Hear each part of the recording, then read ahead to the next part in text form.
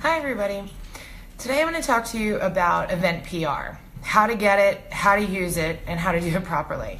So I get a lot of questions about how do I get coverage for my event? How do I get people to write about it in the media, whether it's trade publications, social publications? The first step that I always tell people is that you need to provide access. In other words, you need to actively reach out to journalists and you need to ask them to come to your event.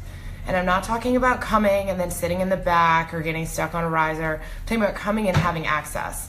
The more they get to actually experience the event, go into all the nooks and crannies and really see what it is that you put together there, the better chances not only of getting a positive review, if that's the type of journalism that they're doing, or of getting just a straight story that encompasses everything you did, is if they can actually see everything. I'm a journalist myself, and I've been stuck on a riser before. I was, an arm's length away from all of the people that I wanted to see and all of the brand activations and like the guest engagement elements. And it really just kind of destroys it because I can't write about it if I can't experience it. And since you're putting so much time into creating these events, you really should make sure that you get as much press for them as possible. The second thing is that you really just have to ask. There is no secret formula to everything. Every different media outlet needs a different pitch. And when you're doing that, you need to make sure that you know what type of story they're looking for.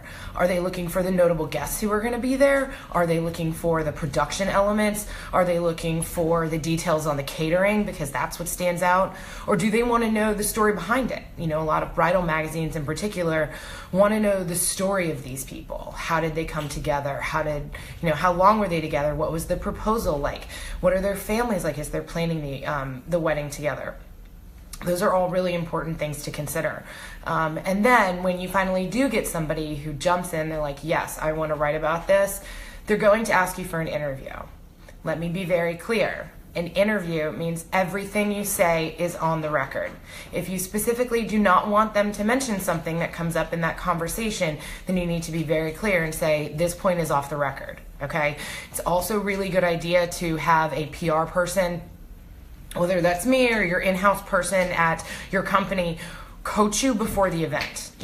They're going to have a better idea as to both the questions that somebody is going to be asking you so that you can be prepared with your answers. There's nothing more frustrating to a journalist who's on deadline than to have all of their questions ready for an interview and to sit down with that person, whether it's on the phone or in person, and then the interview subject doesn't actually know how many sponsors they had for their event, or how long the couple has been together, or how many people are actually attending overall, and how do those numbers change from year to year. In DC in particular, there's a lot of fundraisers and galas that happen every single year.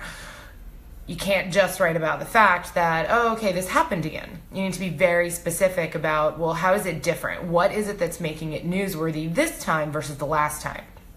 While that is, on the end, up to the journalist, it's always good to be the one who can steer them to that direction of, this is the story you should be writing about. This is what we find the most interesting about it. They may take that and kind of ask you questions off a different direction as it comes up in the interview and in the questions that they're asking you. They may hear the lead in their head, which I often do, and kind of veer the conversation in a different direction. Just because they do that does not mean you have to follow. Yes, I'm breaking every journalist cardinal rule here, and I'm telling you, there are questions that when you are interviewing somebody, you have to ask. However, that does not mean as you, the interview subject, on the other hand, have to answer them. You can say no comment. You can say we're not going to be able to discuss that. I can't disclose that information. Or you can simply say, let me find out and get back to you. Okay, that's the perfect way to then take a break, whether it's immediately or follow up an email later, speak to your PR person, your PR consultant, and find out, can we actually release this information? Sometimes you'd be surprised, you usually can. It's just the fact that you need to be prepped for what could that potential fallout be. And working with a public relations consultant is going to be the person who will be able to tell you what is safe because they're thinking about the story from the journalism point of view as well, okay? Again, everything you say is on the record. So if you don't want someone to be able to write about it, then don't say it. Because the second you say it in an interview, it can end up in that story, and you need to be thinking 10 steps ahead.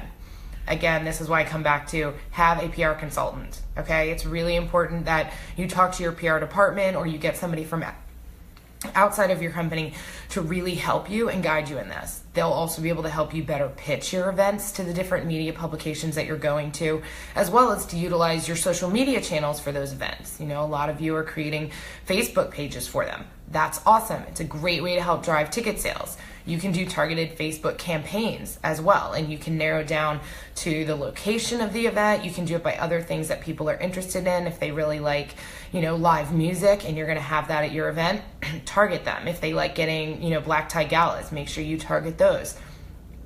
There's a lot that you can narrow down within Facebook, but it's also really important when you're trying to get PR and help promote your event overall that you're showcasing photos of what happened last year.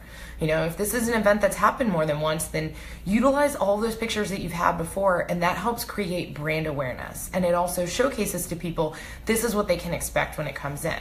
You know, if they buy a ticket, this is what they can expect when they show up there. Yes, that may sound a little more like event marketing than event PR, but the point overall is that when it comes to events and trying to promote them in any way, there is the public relations aspect of media in particular and media coverage, but then there's also the public perception and the branding. And what you have to do when you're trying to sell tickets or get sponsors is show people what they can expect when they're coming. The better chance of you doing that, the higher the chances are that they're actually going to buy that ticket.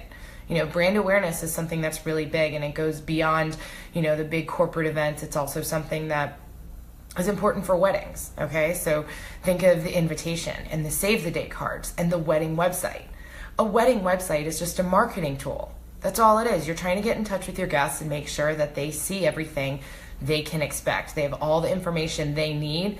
If they don't know where it is that they're supposed to stay or how they're going to get from the wedding location to the reception location, then that's a failure on you as the event planner or as the person hosting the event or on the event marketer, because you didn't accurately provide your guests with what they need to know to entice them to come.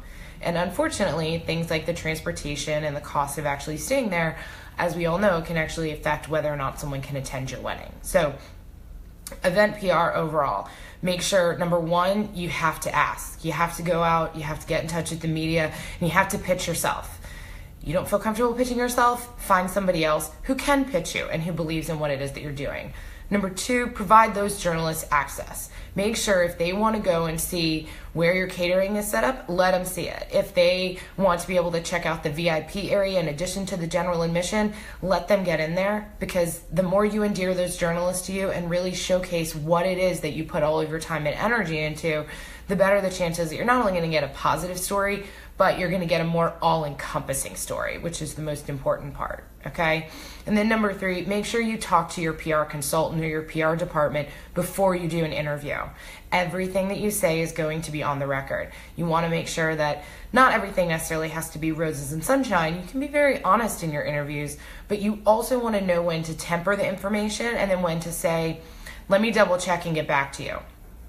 That being said, all of those emails that you have with that journalist after the fact, unless it's explicitly stated otherwise, those are also going to be 100% on the record. So, hope that you have learned a little bit of something about how to better use PR for your events and get more exposure. If you have any more questions, please don't hesitate to get in touch. All right, have a great day.